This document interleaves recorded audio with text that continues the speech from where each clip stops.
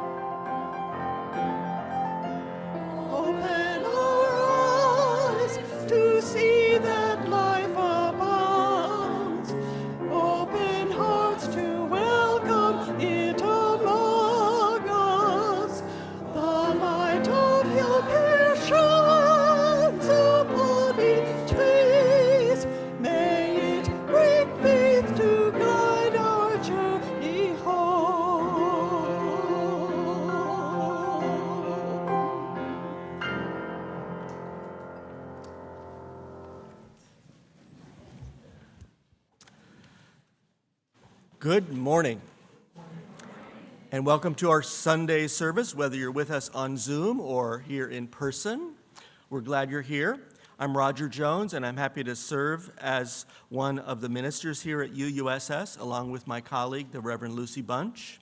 Today's sermon topic is anxiety. And Lucy is presenting the service with Worship Associate Dawn Huebner. And we're happy to have musicians Mary Blanchette and Cynthia Davis, along with Irina Tchantceva.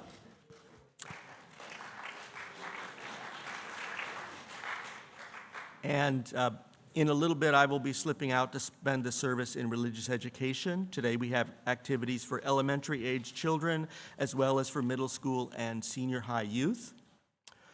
After the service today is Soup Sunday. Our cooks and servers today are volunteers from our American Parkway Stewards group, and all ages are invited to stay for soup and bread and a cookie, and there's no set cost for this. Voluntary donations are welcome. Raise your hand if you've never attended a Soup Sunday, so people can let you cut in line.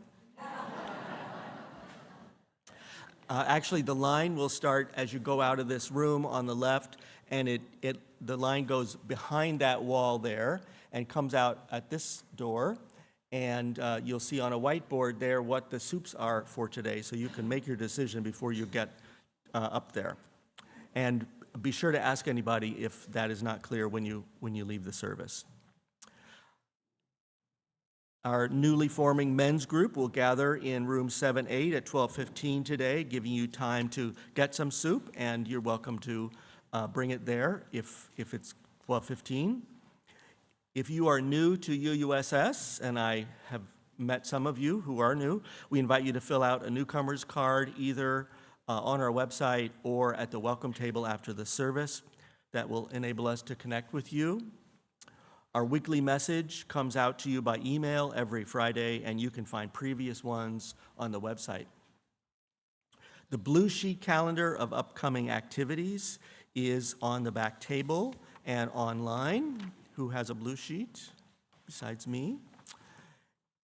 Also, if you're with us online, you can find the order of service by clicking the link in the chat or going to the website. Here are just a few highlights from the blue sheet. Tomorrow morning on Zoom is Reading and Reflecting on a Poem with Joanne Anglin. Wednesday evening is a half hour of mindfulness meditation with me in person or on Zoom, and on Zoom. This coming Friday is our monthly all-ages potluck, the family dinner. It's at 5:30, and all are welcome. We'll sit down to eat around 6, and we'll meet in there. And we will be done in time for the all-ages dance party, which will be here in this room. Dance your election stress away to live music by No Divas, the band, which has some celebrities you will recognize from here, including vocals by Reverend Lucy. Keyboards, too. Yeah. Wow. Yeah. And so as you know, this is the place to be on Sunday, and now it's the place to be on Friday night. And you're welcome to wear costumes of whatever age you might be. This coming Saturday in the Foz room from 9 to 4:30, the Justice and Equity team is offering a workshop exploring your personal racial narrative.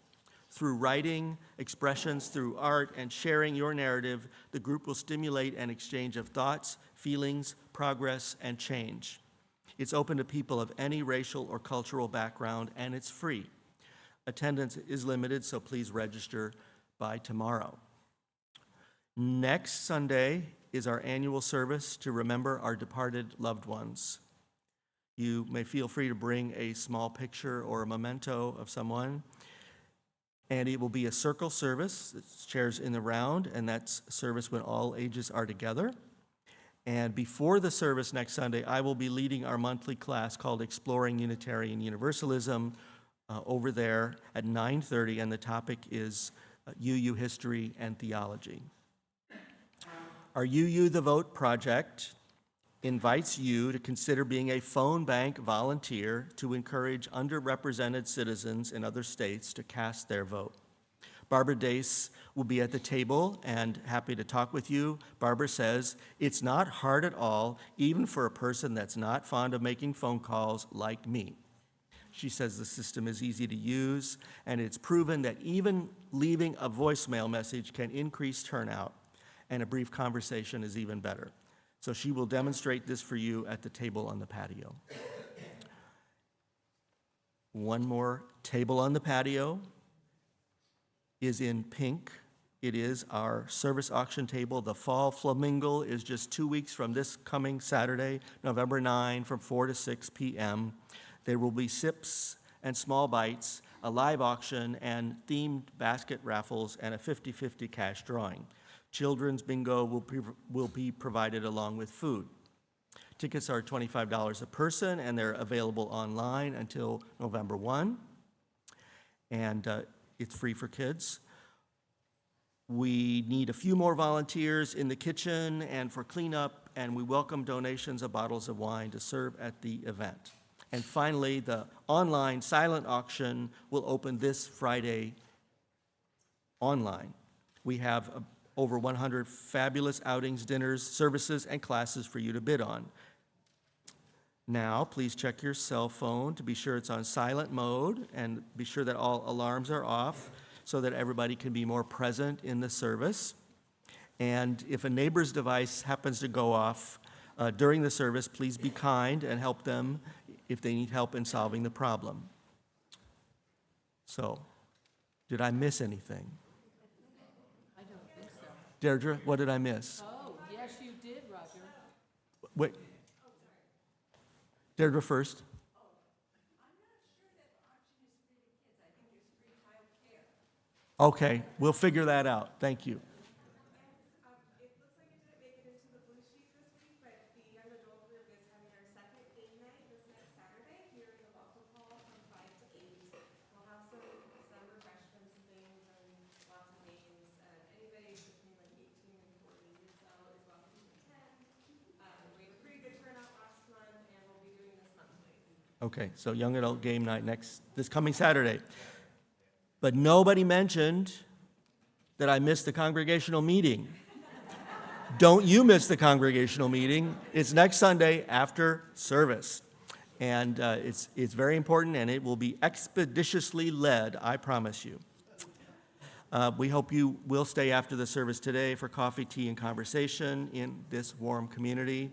And if you're attending by Zoom, after the service, we have 22 minutes of conversation in a smaller breakout room so you can get acquainted.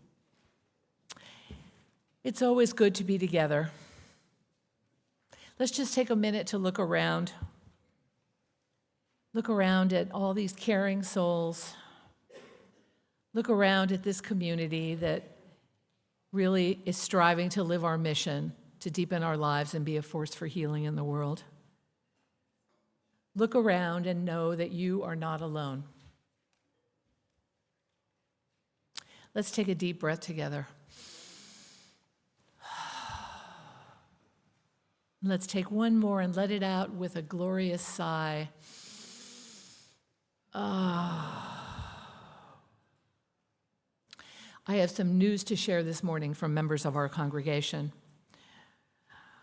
Gloria Storer is sharing the sad news that her sister Carolyn passed away after many months of illness.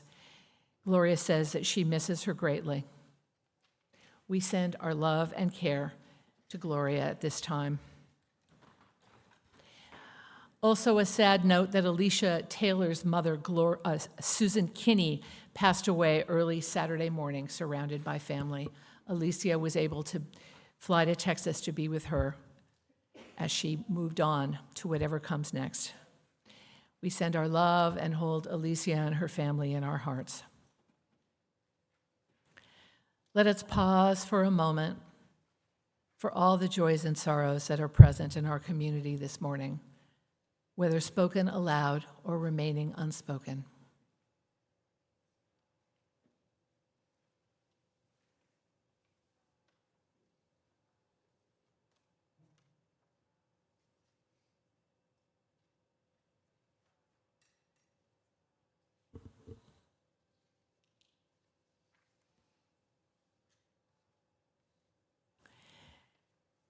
Blessed be. So this morning we're going to be reflecting on anxiety. If anyone here quite possibly has some, this might be a useful time for you. And Dawn and I are going to be offering some tools that might be helpful to you in times when you're feeling anxious or you need to just settle down. And one of the tools that I want to share right now is something that we've done before in our prayer time, and that is humming. Humming is well known as a way of regulating the nervous system because it stimulates the vagus nerve.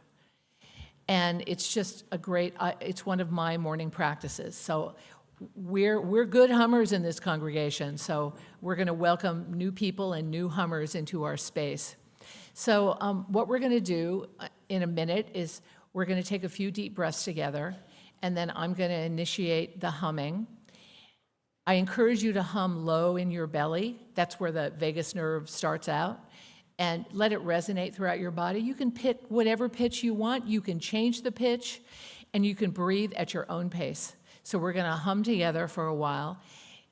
You can also use this as a prayer if there's a word or a thought that you want to offer to the world, or if there's someone in your life that you feel needs a little extra love and support. You can hold that in your mind as you do this humming.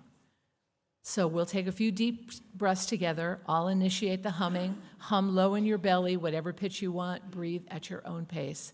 And then I'll bring us to an end after we've resonated together and enjoyed the beautiful sound of communal humming. So let's start with a few deep breaths.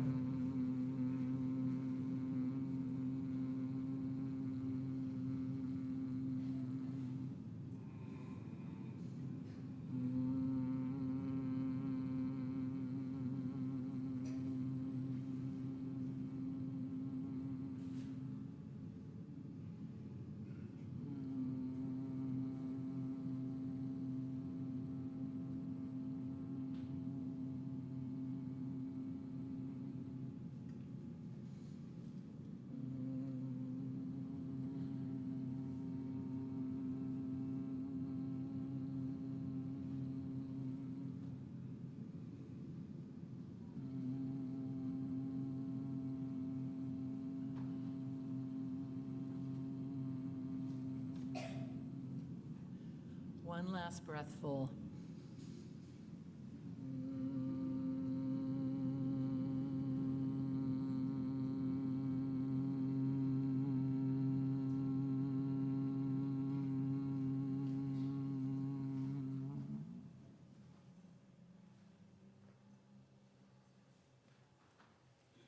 And in the silence, just feel that resonance in your body.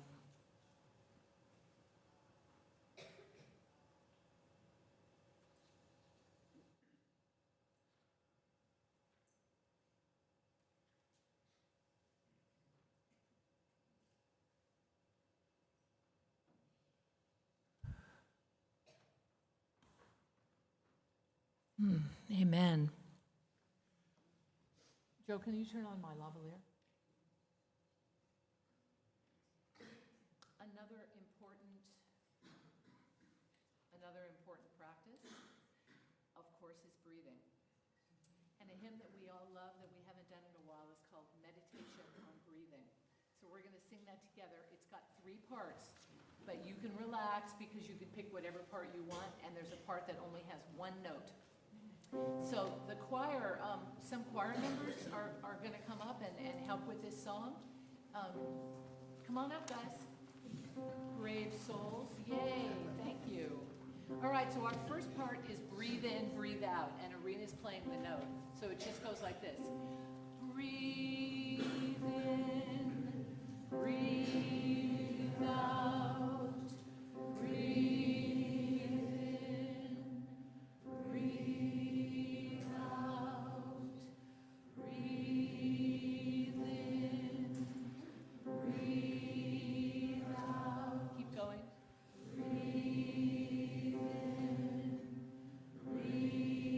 Keep singing. I'm going to add in the second part. And those of you who know it, could you guys be the droners? Thank you. Those of you who know the second part, or when you're ready, just join in on the second part. Those of you who want to stay on the drone, you just keep breathing in and breathing out.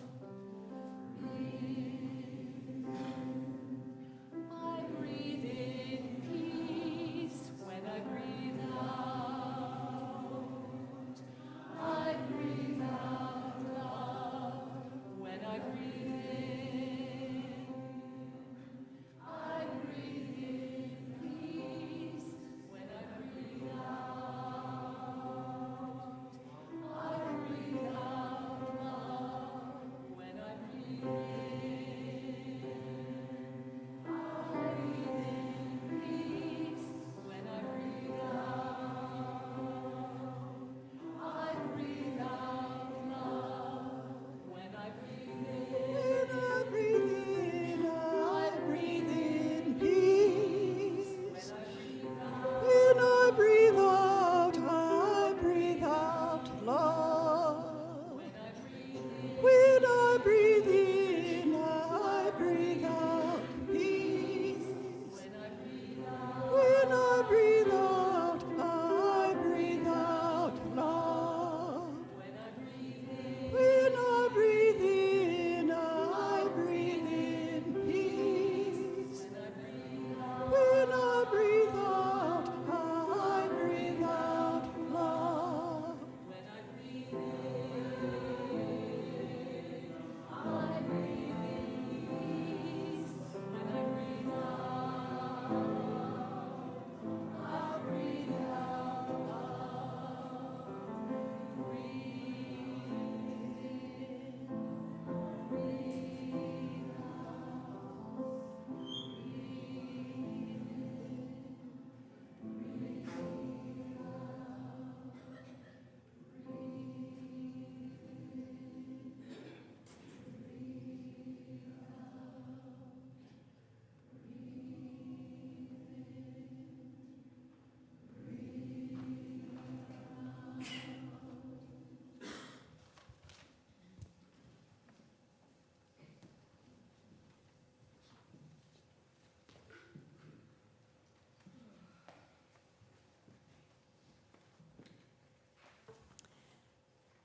I'm a child psychologist specializing in the treatment of anxiety. So I immerse myself in the language and workings of worry pretty much every day. I used to think my job was to help children get rid of their anxiety. In fact, I've written books about that, including one called What to Do When You Worry Too Much. The first edition of that book came out close to 20 years ago. In it, I encourage children to imagine their anxiety as a creature, a little bug or monster or worry, and to talk back to this worry creature, to yell at it, tell it, go away. And the children I was seeing at the time, they did that, or they tried to. And they'd come back and they'd tell me, Dr. Huebner, I tried to do what you said. I told my worry to go away, but it didn't work. I felt just as bad as I did before. And of course, they were right. We can't simply will our feelings away. Whether we're 7 years old and afraid of dogs, or getting sick, or falling asleep alone, or 70 years old and afraid of climate change, or what's happening in our country, or the upcoming election, we can't say, go away, worries, and expect to feel any better. So some of us do the opposite. We open the door to our worries, invite them in with open arms.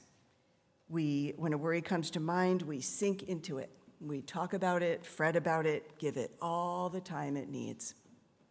The children I was seeing did this too. They ceded all control to their worries, let the worry call the shots. Their fear made them think that they were in danger, which is the way fear works. So when they felt nervous or afraid, they did things to protect themselves, as if they really were in danger. They avoided all dogs. They washed their hands incessantly. They insisted on having a parent stay with them while they fell asleep. If you've ever struggled with anxiety or know someone who struggles, capitulating to it is a familiar story. But here's the thing. Capitulating to anxiety feeds it. It quiets anxiety in the moment, but makes it worse in the long run. In the same way that giving in to a child mid-tantrum quiets that particular tantrum, but ensures more tantrums in the days and weeks to come. So what's the answer? If it isn't some version of tough love, and it isn't giving in, what are we supposed to do? And if you're thinking, wait a minute, is she talking about anxiety or is she talking about tantrums? The answer is both. You treat your anxiety like you would treat a beloved child, a child unraveling before your very eyes, feeling desperate about something that feels urgent and awful and completely unmanageable to them, because that's what anxiety is. It's a part of you, an ancient part of you, coming from a primitive place deep inside your brain, a place that has, rightly or wrongly, picked up on some sort of threat and is sounding an alarm to warn you. When anxiety sounds the alarm, whether or not the danger is real or imminent or likely, it throws you into fight or flight, which shuts down your prefrontal cortex. That's the part of your brain able to think and reason and decide whether the danger is likely or unlikely, exaggerated or real. Without the help of your prefrontal cortex, you can't assess immediacy of the danger or the magnitude of it, or, and this is important, what you can do about it. So the first thing you need to do when anxiety sounds the alarm is to quiet the alarm. Quieting the alarm doesn't mean trying to talk yourself out of whatever's scaring you. It means stepping to the side of what's scaring you and tending to your brain. The first step is simply to label what's happening. If you're thinking about the election and worrying about worst-case scenarios, if you hear another outrageous lie, one that demonizes innocent people, and you think our country is broken, we will never heal. If you see pictures of the devastation from hurricanes in the southeast and you think that's climate change, it's too late. If these initial thoughts turn into more doomy thoughts, minutes or hours or days of worry with deep dives onto the internet to see what other people are thinking and saying. If these worries turn into sleepless nights or make it hard for you to focus on things or get things done, at whatever point you notice that you're in this spiral, it might be right at the start, it might be a few hours in, but at whatever point you notice that you're in the spiral, put what you're noticing into words. I'm having a brain alarm. That's my worry. I'm in the spiral. And then do something that shows your brain that right here, right now, in this particular moment, you are safe. Breathe. Do a mindfulness activity. Put your hands over your heart and bring to mind the face of someone who loves you. Center yourself in love. As a UU, you know how to do that. It's what our religion is all about, bringing love in and sending it out into the world again. You can quiet your brain alarm by centering yourself in love. The embodied experiences sprinkled throughout this service are all things you can do at home, on your own, at any time to quiet your brain alarm, to help you see that right here, right now, wherever you are in fact safe. You are in this room, whatever room that might be. Your breath is moving in and out, sustaining you. You have skills and resources, a community that holds you and cares about you, that's fighting for the very things you care about most. You don't need to be hijacked by fear or endlessly weighed down by worry. Your brain is waiting for you. Take it by the hand and show it a different way. We're going to take our brains by the hand and show them a different way now with another mindfulness practice. When you're feeling anxious, one of the most helpful things you can do is to re-ground yourself in the here and now. There are lots of ways to do that. One of the simplest and most effective is to key into each of your senses one at a time. So that's what we're going to do now. Start with things you can see. So take a moment and just look around and let your eyes land on one thing after another. Bright red shirt, the swirl of hair at the nape of the person in front of you's neck. Whatever it is, let your eyes briefly rest on that thing and say it to yourself. Say the name of that thing in your mind, 5 things in all.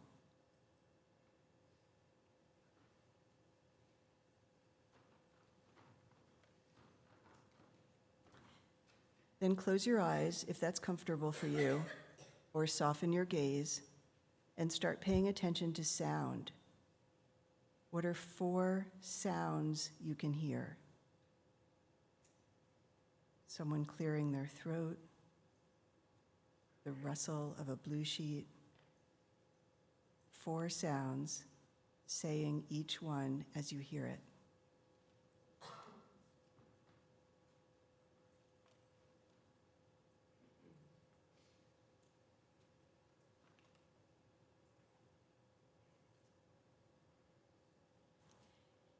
Now, 3 things you can feel. These are physical sensations. Maybe it's the waistband of your pants or the chair you're sitting on, supporting the backs of your thighs. 3 things you can feel, naming each one.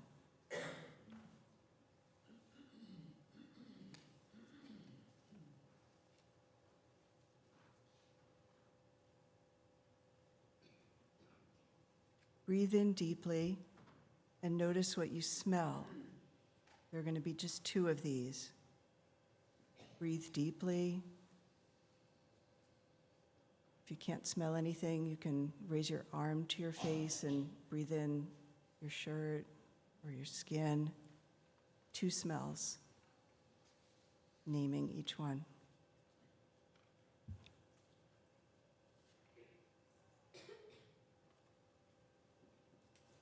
And finally, one thing you can taste.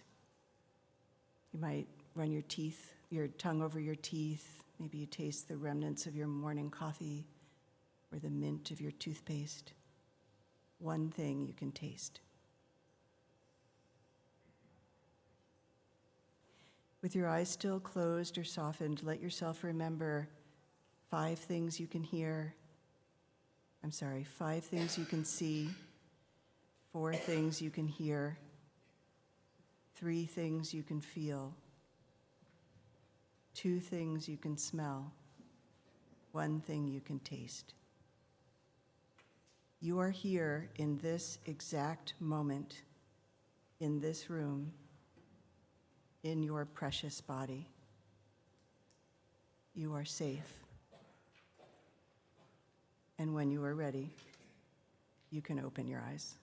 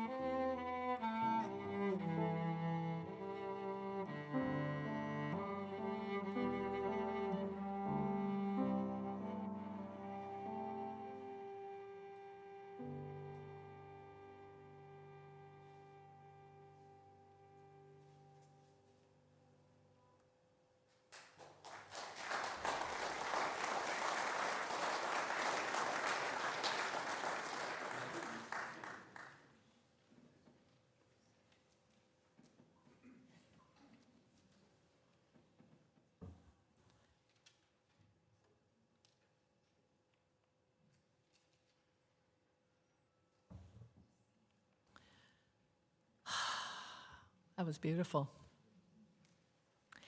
Anne Lamott is a writer, an activist, a speaker, and a professional anxious person. And this reading is adapted from a Facebook post from 10/13/24. Oi, Gewalt and God Almighty and Holy Toledo, how is it possible that the election is so close? My mind is just blown. Panic is setting in. But more than that, or equal to that, I am stunned with confusion. Yesterday, I did a long event at a local church, taking questions midway through, and it will not surprise you to hear there were a number about how can we possibly survive the next 3 weeks. Some of you have an unshakable faith in God or goodness or Gus, the great universal spirit, all the time, and are positive that he or she or they will not let fascism land in America. I think that is very nice. I myself am a tiny bit concerned. So my plans are to keep writing the Get Out the Vote postcards, panic, breathe, stick together, sink into despair, draw flowers on my Get Out the Vote postcards, which gives me hope, take care of each other, lose all hope, take care of the poor, take walks and pray, gasp for breath, not take the polls so seriously this far away from the election, panic anyway, do my postcards, donate, breathe. I will adhere to my friend David Roche's Church of the 80% sincerity and keep the faith 80% of the time. Trust in the democratic process 80% of the time. Try not to hate the opponents 80% of the time. And try not to stress eat my body weight in fried food 80% of the time. David says, we in the Church of the 80% sincerity do not believe in miracles, but we do believe you have to stay alert because good things happen. Optimism and unconditional love. He believes that optimism is a decision and that unconditional love is a reality. The same goes for optimism. I feel confident 80% of the time that we've got this thing, as long as we stay alert and keep helping to get out the vote in the swing states however we can. I'm going to remember and practice all my tired old sayings, that everything will work again if you unplug it for 3 minutes, including you.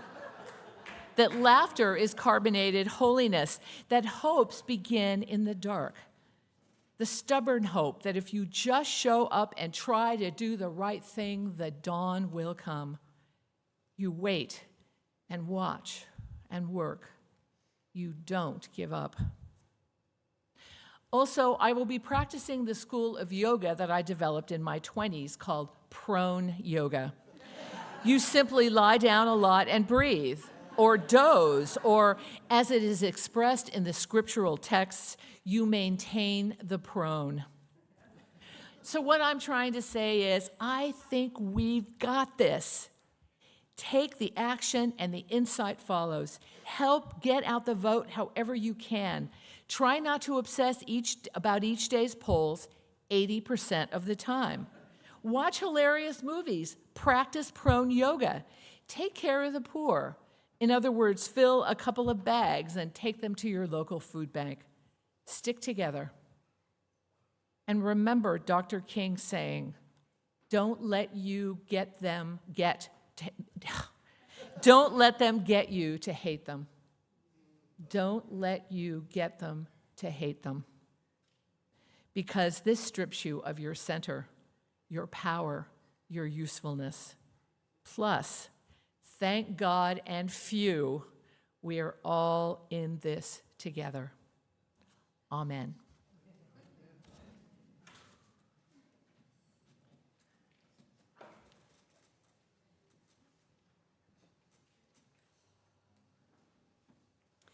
Generosity is a spiritual practice.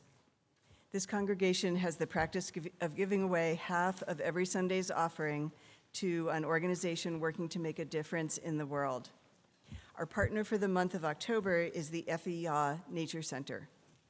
The Nature Center promotes environmental literacy as it brings people to nature and nature to people. Every week, the center's naturalists and volunteers provide classes to people of all ages, including school children from high poverty areas. The staff care for injured birds, reptiles, and other animal ambassadors, and the Nature Center has trails on its 100-acre preserve on the American River. UUSS is proud to have many members as volunteers supporting the center.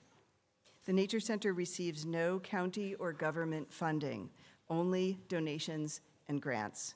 So our generosity makes a huge difference. Thank you for your generosity to UUSS and our community partner. This morning's offering will now be given and received.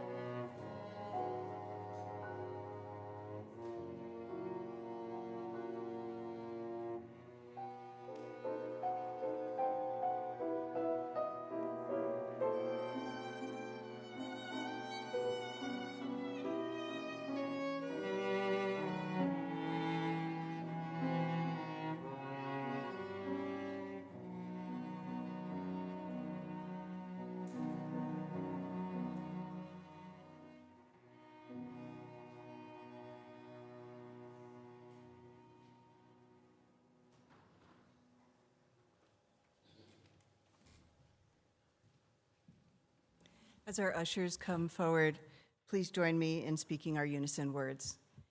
May generosity bless our world, and may gratitude nourish our spirits. I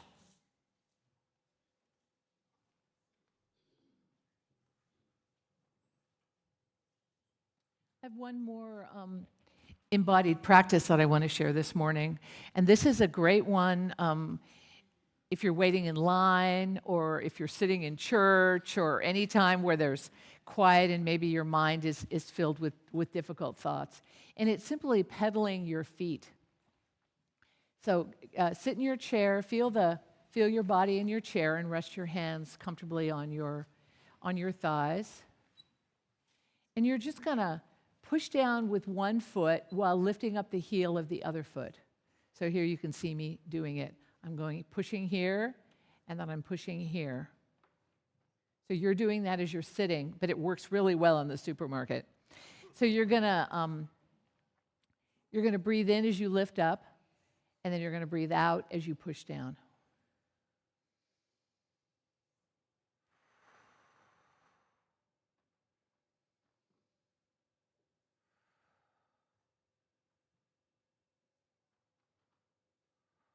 Now you can add some words to this.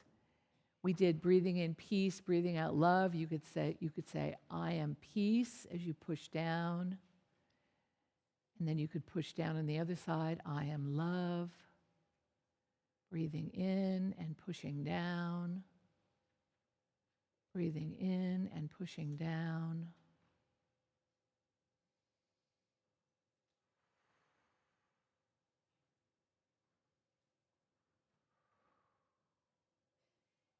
So these tools can be very useful to you in a variety of ways as we deal with our anxiety right now.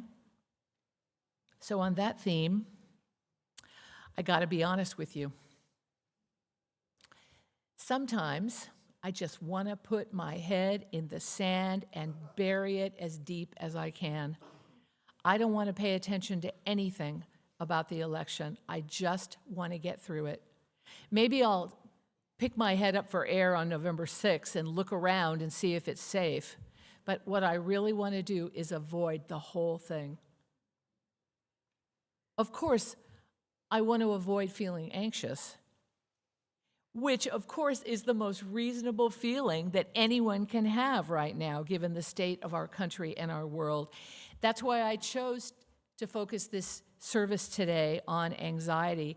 And that's why I chose to bring in the power team, a professional clinical psychologist who is an expert on anxiety, who happens to be a beloved member of our congregation. And of course, Anne Lamott, who is hilarious and very real about her own anxiety. I needed to hear what they said. I needed the tools that Dawn has presented and I have presented. And maybe you'll find some use in what we're doing today as well. As your minister, I want to do the responsible things for myself and for you. That's part of my role. As Roger and I meet with a local group of UU ministers once a month, and last month we were talking about an idea that we were taught in seminary, and that is that the minister should have a non-anxious presence. So we all agreed that that probably worked well for straight white male ministers in the 1950s, who had much less to be anxious about then than any of us do now. So we thought that maybe our goal was anxiety management, being aware that we're anxious, showing transparency about it when appropriate, and doing our best to manage our own anxiety so it doesn't affect others or the congregational system as a whole. So why does it matter? Actually, anxiety is contagious. It spreads in unconscious and sometimes nefarious ways. So when someone feels anxious, consciously or unconsciously, there are three things generally that they can do. They can manage it within themselves. Dawn gave us some great ideas about that. They can suppress it completely, or they can share it. Humans are very good at the second and third ones. But really, there are only two things you can do: manage it or share it. Because if you suppress your anxiety, it comes out in other ways, and those ways are not good. Anger, disdain, personal abuse like overeating, drinking too much, self-medicating, picking fights. You get the idea. So how else do we share our anxiety? One way is trying to control things. This is my personal favorite way of managing my anxiety. A big part of anxiety these days is about things we can't control. So for some of us, we focus on controlling the things that we can, even if it is another person. Perhaps we're being a wee bit over-controlling in our efforts to manage our own anxiety. Others will triangulate. Rather than deal directly with the things that are making you anxious, you invite a third person to the party. You share how anxious you are with someone else.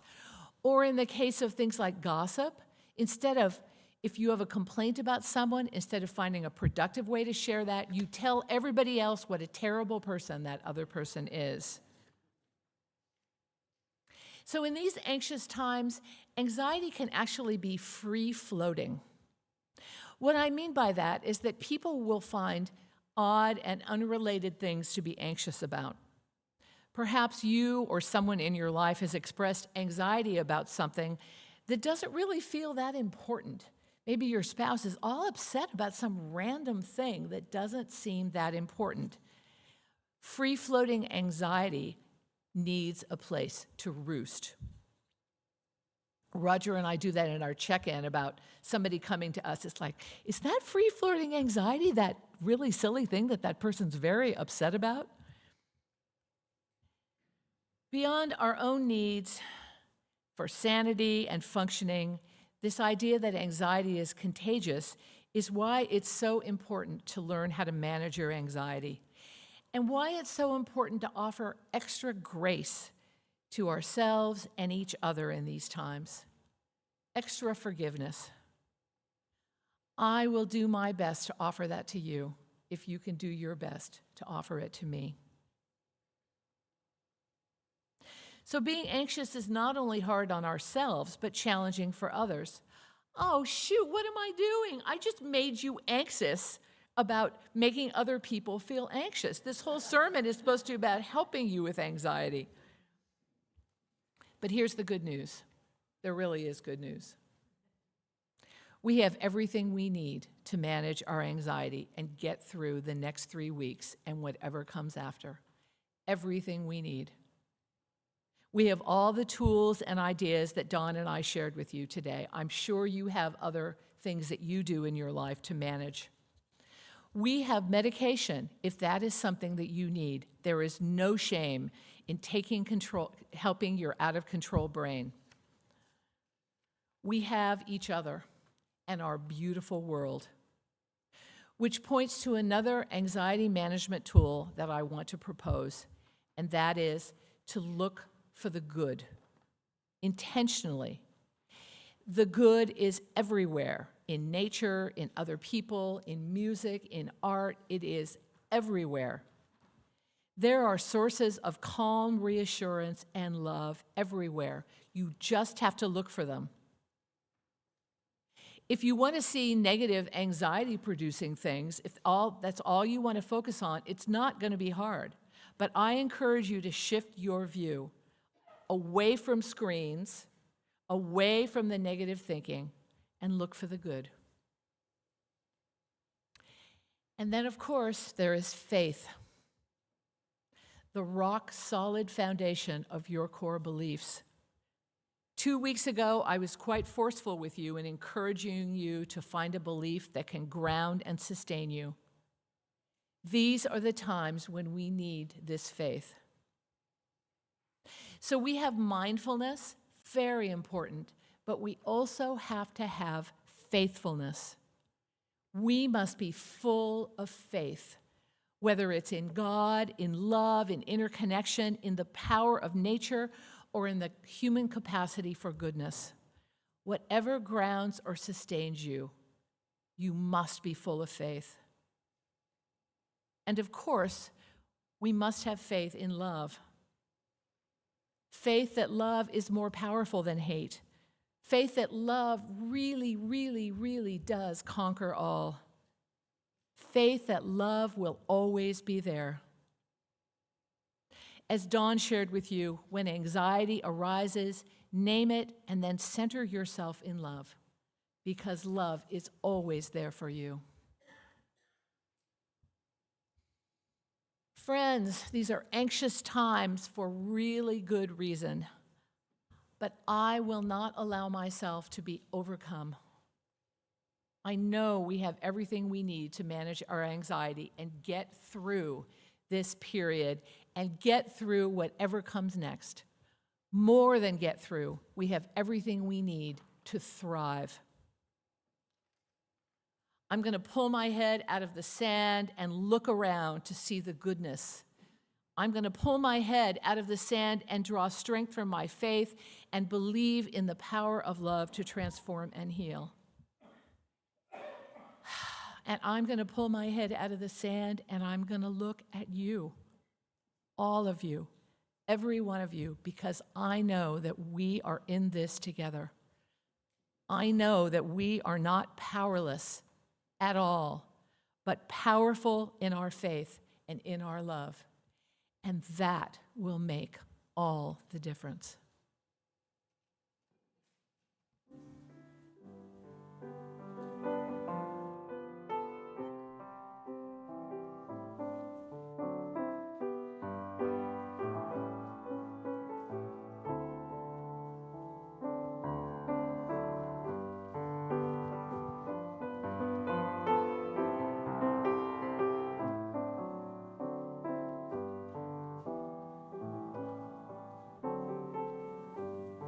Let's rise together and sing, I've got peace like a river.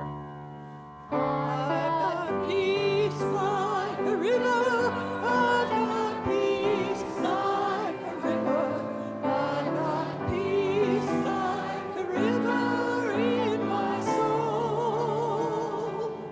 I've got peace like a river. I've got peace like a river. I've got peace like a river in my soul. I've got love like a fountain. I've got love like a fountain. I've got love like a fountain in my soul. I've got love like a fountain. I've got love like a fountain. I've got love like a fountain in my soul.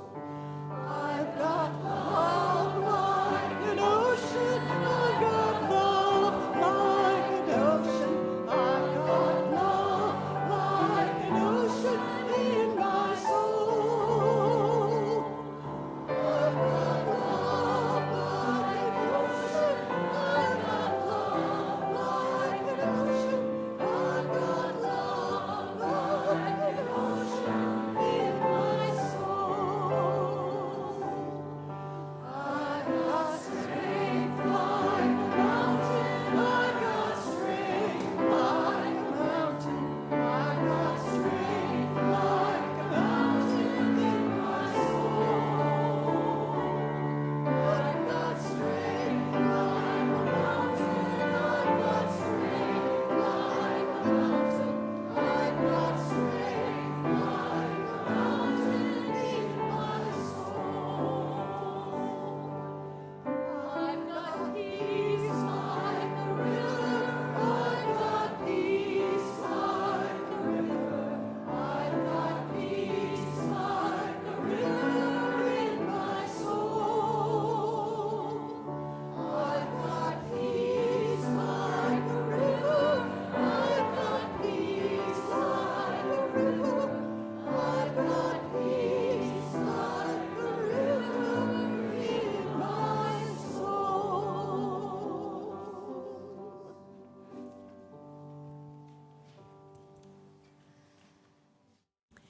As we prepare to extinguish the chalice, please join in speaking our shared intention.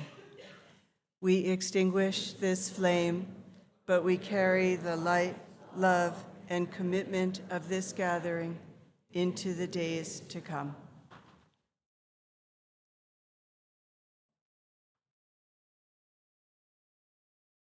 Let's all reach out to each other, reach out to our community, to our world. Have faith, friends. We got this.